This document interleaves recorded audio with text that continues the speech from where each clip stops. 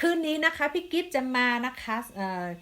สาธิตกันเย็บนะคะเอวกับโปรงของคนมุ้งให้ดูนะคะกระโปรงคนมุ้งประกอบไปด้วย3ส่วนนั่นเป็นชายกระโปรงนะเป็นผ้าปักคอตีมือเนาะแล้วก็ส่วนนี้ก็เป็นตัวกระโปรงนะคะเป็นเขียนเทียนมือนะคะส่วนตรงนี้เรียกว่า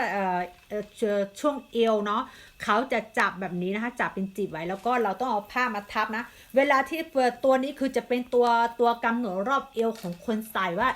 รอบเอวใหญ่หรือว่าเล็กอะไรนี้นะคะวิธีเขาจะมีวิธีแบบดั้งเดิมเขาจะใช้เข็มสอยนะเข็มสอยนาวให้มันเป็นเส้นนะคะแต่วิธีสมัยใหม่นี้คือเราทำให้มันง่ายมานิดหนึ่งก็คือเราใช้ผ้านะคะเย็บทับไปเนาะก็เราก็จะเขาจับจีบอยู่แล้วนะคะเราก็จะทำให้จีบมันเอียงมาทางนี้นะคือให้มันเอียงไปด้านใดด้านหนึ่งเนาะพี่กิฟจะเอาแบบว่าให้เอียงมาด้านพี่กิฟนะคะแล้วก็พี่กิฟก็จะเอาผ้าวางทับแล้วก็เย็บมานะเย็บผ้าทับมาเนาะ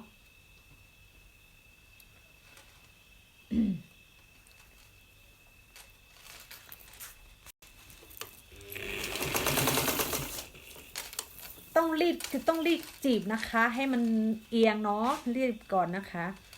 เนี่ยค่ะเราต้องจับแล้วก็รีบให้มันดีๆนะคะ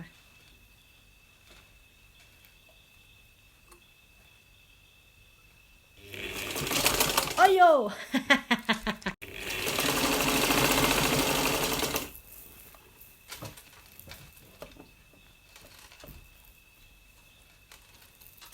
ต้องเดินเส้นมาทับแบบนี้นะคะอันนี้ขณะพี่กิ๊ดเดินไม่ค่อยสวยนะทุกคน